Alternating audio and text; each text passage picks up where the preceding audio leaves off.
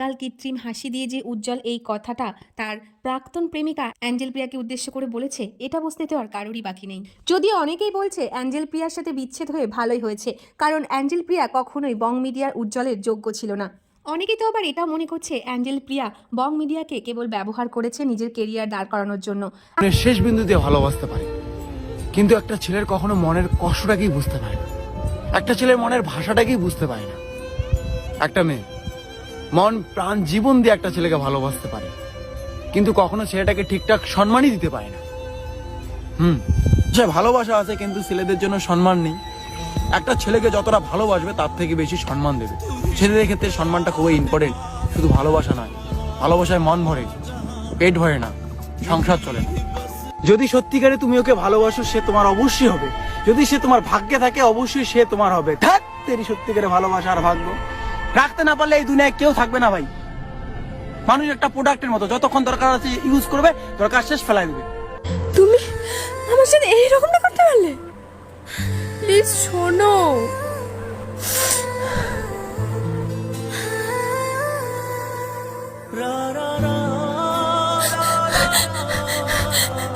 সম্পর্কে জড়িত এটা তো কোনোভাবেই কনফার্ম নই আমি। এবং একটা ভিডিও যেটা মেয়েটা বানিয়েছে সেখানে তারা কিন্তু সম্পর্কের কথা বলেনি, সেখানে বলেছে কথা হয়েছে ভিডিও কল। তো এটাই একটা কথাই বলতেছে যে বং মিডিয়াকে ছেড়ে অ্যাঞ্জেল প্রিয়া অন্য রিলেশনশিপে গেছে এবং এদের মধ্যে ডিভোর্স হয়েছে। আচ্ছা, কেউ কখনো আমরা বলেছি যে আমাদের মধ্যে ডিভোর্স হয়েছে? না উজ্জ্বল বলেছে, না আমি বলেছি। তবে হ্যাঁ, আমাদের মাঝে একটু ঝামেলা চলছে। এই ঝামেলার জন্য আমরা দুজনকে আলাদাভাবে রেখেছি এবং এটাও না যে আমরা রিলেশনটা নষ্ট করতে চাচ্ছি, আমরা সময় নিচ্ছি যাতে আমাদের রিলেশনটা ঠিক হয়। তবে ফেসবুকে যে একটা ট্রোল হচ্ছে আমাকে নিয়ে যে আমি বং মিডিয়াকে ছেড়ে একটা রিলেশনশিপে গেছি অন্য ছেলের সাথে, এটা একদমই ফেক। আমি ফ্রেন্ড হিসাবে ওর সাথে আমি কথা বলি এবং ওর সাথে আমার ভিডিও কলও হয় এবং ছেলেটাও আমাকে বলে যে তোমাদের কোচবিহারে কী আছে দেখার মতো জায়গা। আমি বললাম আমাদের কোচবিহারে রাজবাড়ি আছে, মদনমোহন মন্দির আছে, এসব দেখা হবে। ঠিক আছে, এসব ব্যাচ এইগুলোই নিয়ে কথা হয়েছে, ফ্রেন্ড হিসাবে কথা হয়েছে। আর আমি তার গার্লফ্রেন্ডকে একটা কথাই বলবো যে বোন দেখো, আমি তোমার না সংসার ভাঙতে গিয়েছি না কিছু, না আমি তোমার বয়ফ্রেন্ডের সাথে আমি রিলেশনশিপে গেছি। আমিও এক রিলেশনশিপে আছি, থাকা সত্ত্বেও আমি চাইবো না যে আমি অন্য কারোর সাথে আমি রিলেশনশিপে যাব। ঠিক আছে, আমি এটাই বলবো যে তোমার বয়ফ্রেন্ডকে ভুল বুঝো না, আমার ফ্রেন্ড হিসাবেই কথা বলেছি। আর এখন দেখছি সবাইকে নিয়ে ট্রোল করছে, প্লিজ এটা বন্ধ করো। যেটা হয়েছে পার্সোনালি থাক, এটা নিয়ে এত নাক গলার কোনো মানেই হয় না। প্লিজ এটা নিয়ে ভিডিও করবে না, আমার এটাই বলার ছিল।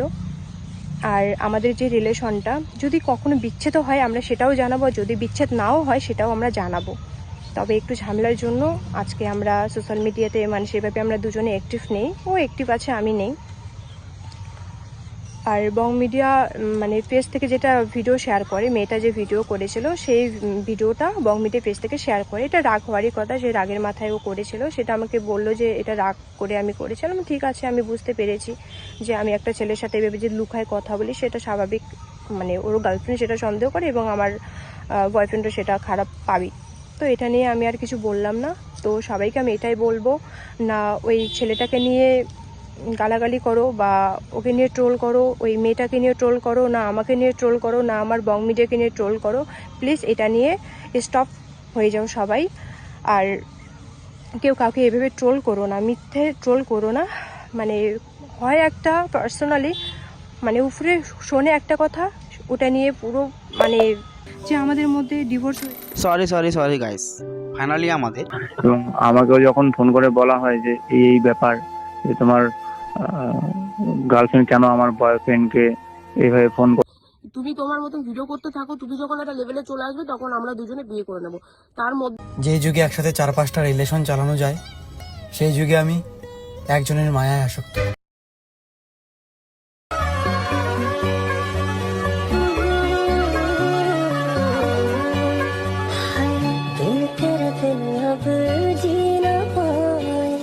যে বং মিডিয়া আছে যে দাদাটা আর অ্যাঞ্জেল পিয়া, ওরা তো কাপেল, ওদের রেজিস্ট্রি হয়ে গেছে, সবকিছু হয়ে গেছে। আমি এইসব ব্যাপারে কিছুই বলতে চাচ্ছিলাম না।